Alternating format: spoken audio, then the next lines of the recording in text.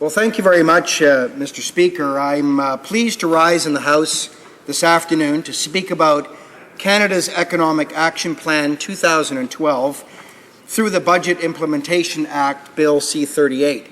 I want to thank the Honourable Member for Edmonton St. Albert for sharing his time with me today. Canada is emerging from the global economic recession. The economy's strengths provide an opportunity for the government to take significant actions today that will fuel the next wave of job creation and position Canada for a secure and prosperous future. Economic Action Plan 2012 sets out a comprehensive agenda to bolster Canada's fundamental strengths and to address important challenges confronting the economy over the long run. Specifically, Mr. Speaker, this plan supports entrepreneurs, innovators, and world-class research.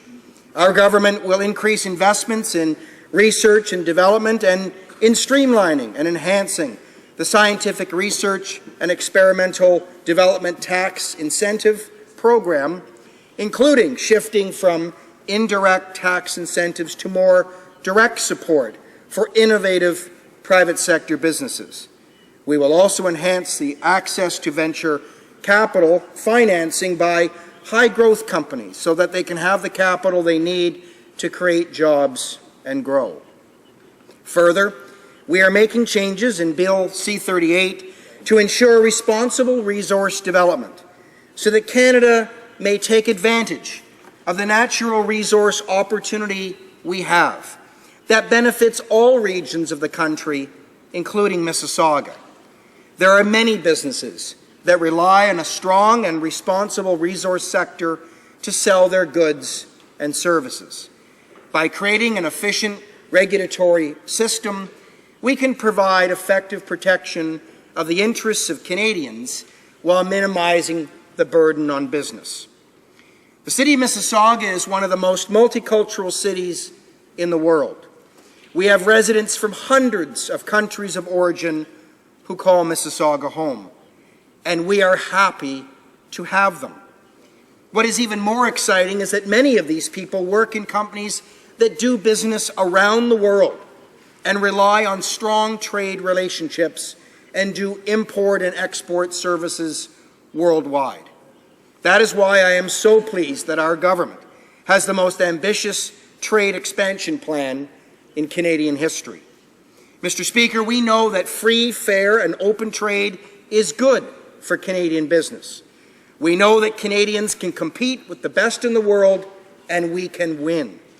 We know that signing free trade agreements with countries around the globe give Canadians fair and better access to international markets.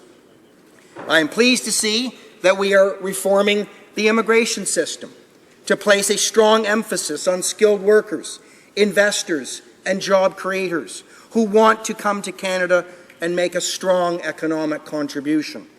The temporary foreign worker program will be realigned to better meet labor market demands, and we are making significant improvements to the foreign credential recognition process. I'm also pleased to report that Bill C-38 extends the hiring credit for small business for another year, providing up to $1,000 for 1 year to encourage the hiring of new employees. Mr. Speaker, like every Canadian family, the federal government, too, must relook at how it spends hard-earned taxpayer money and constantly ensure both value for money and spending on the most important priorities. This budget focuses on eliminating waste in the internal operations of government and making government leaner and more efficient, totaling about $5.2 billion in ongoing savings. This represents just 2% of total program spending by 2016-17. And with this and other initiatives, I'm pleased to report that we remain on track to balance the budget over the medium term as promised. Mr. Speaker, Canada must make sure that its social programs are relevant for the times, but also cost-effective for taxpayers. Bill C-38 proposes changes to strengthen and support the employment insurance program and the old age security. With respect to OAS, no government in recent memory has done more to support Canadian seniors than this one.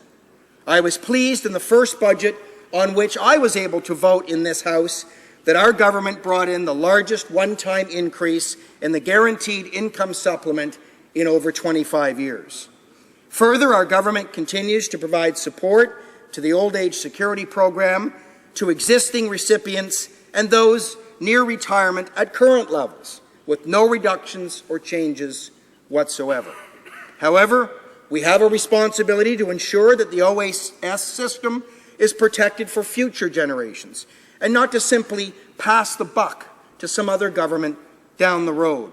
That is why we are moving forward with a prudent, responsible, and proactive change to the OAS by slowly raising the age of entitlement from 65 to 67 by 2029.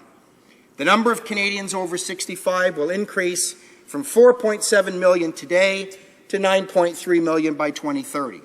The cost of OAS will rise from $36 billion to $108 billion. Meanwhile, the number of taxpayers that will pay for OAS will go from 4 today to 2 in 20 years. And so, Mr. Speaker, even though this decision may not be popular, it is simply the right thing to do to ensure the long-term sustainability of the OAS system for generations to come. This budget also continues its support for families and communities. It improves health-related tax treatment under the GST-HST. It strengthens Canada's food safety system, provides enhanced support for the Victims Fund, improves the Wage Earner Protection Fund, and improves the Registered Disability Savings Program. Mr. Speaker, I would just like to conclude by quoting the Minister of Finance in his budget address of March the 29th, and I quote, "We see Canada for what it is and what it can be, a great, good nation on top of the world, the true north, strong and free. Our government has been inspired by this vision from the beginning. Today we step forward boldly to realize it fully, hope for our children and our grandchildren, opportunity for all Canadians, a prosperous future for our beloved country," end quote.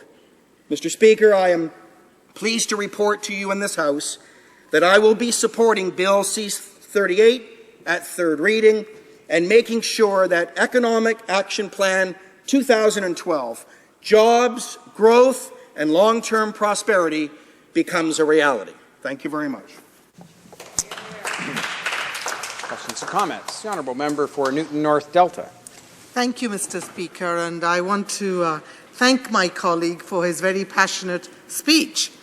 I'm finding it a bit strange listening to all of this when the Parliamentary Budget Officer said there is no financial or budgetary reason to make changes to the OAS. Past ministers, including Conservative, are saying that a tax on the environmental assessment is just wrong and stop. And then I heard my colleague say that actually hitting the delete button on close to 300,000 skilled workers is actually going to make improvements in bringing more skilled workers into this country. I want to ask my colleague how he thinks hitting the delete button on 287,000 skilled workers who have waited in line, played by the rules made by this government, how that is going to help provinces like Alberta and BC get skilled workers that they need right now. Well, Member for Mississauga-Streetsville. Well, thank you very much, Mr. Speaker. I want to thank the member for the question.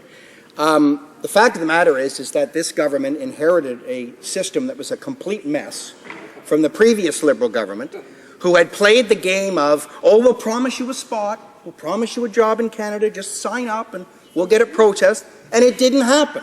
So we have had a number of years now where we've had to deal with the problem. It's grown. We made a decision as a government that we were going to reassess the foreign worker program, that we were going to redo it, start it over again, and allow people that want to reapply right away and have their application processed in a timely manner. It was completely unfair to keep hundreds and hundreds of people on a waiting list that wasn't getting any better because of the previous government's mismanagement of the file. Questions and comments? Question, commentaire. The honourable member for Timmins James Bay. Speaker, I listened to my honourable colleague. I just finished reading The Guardian. I don't know if my colleague reads The Guardian or not, but they're talking about the urgency around the world to get a new environment agreement, and they specifically, this is a British newspaper, specifically mentions Canada as a country that cannot be trusted because of this government's attitude. The Guardian talks about how they break international agreements and they have a reputation now of undermining environmental standards. We see that all through this budget. I want to concentrate, though, specifically on the decision to attack the Freshwater Institute that not only have Canadian scientists but international scientists have decried as an attack on science, and that it's going to undermine our capacity to manage our freshwater resources. This government shut down the roundtable on the environment. So I'd like to ask my honourable colleague, we now find out it's going to cost millions to actually shut the program down. Why is it that they would spend millions to shut down a world-class program when for less they could actually keep it open? Where's the fiscal sense? Member for Mississauga Streetsville. Well, Mr. Speaker, part of our government's review of various agencies, boards and commissions was to make sure that those organizations and those services being provided were actually doing what they were mandated to do, and whether or not what they were doing in 2012 was still relevant.